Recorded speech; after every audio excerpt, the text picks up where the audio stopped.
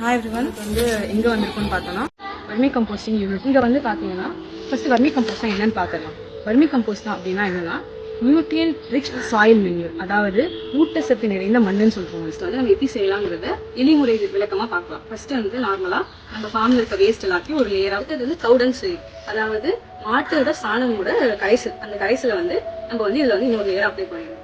அதுக்கப்புறமா வந்துட்டு கருத்துவம் மண்புழு வந்து இதில் வந்து நல்லா மேலே வந்து இதை விட்டுட்டு இதை வந்து நம்ம மாய்ஸ்சர் லெவல் கரெக்டாக மெயின்டைன் பண்ணி இதை நம்ம கொஞ்சம் நாளைக்கு வந்து மெச்சூர் ஆக வரும். இம்பார்ட்டண்ட்டான ஒரு என்விரான்மெண்டல் பெனிஃபிட் அதில் இருக்குது. அது என்னன்னா, இப்போ நம்ம இந்த வேஸ்ட் எல்லாம் சாலிட் வேஸ்ட் மேனேஜ்மெண்ட்டில் பார்க்கும்போது இது எல்லாத்தையும் வந்து நம்ம லேண்ட் ஃபில்ல போடுவோம், அதாவது குழி தோண்டி அதில் போடுவோம்.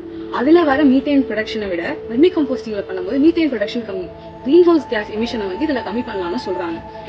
வெர்மி கம்போஸ்ட் மூலமாக இன்னும் நிறைய லாபம் இருக்குது.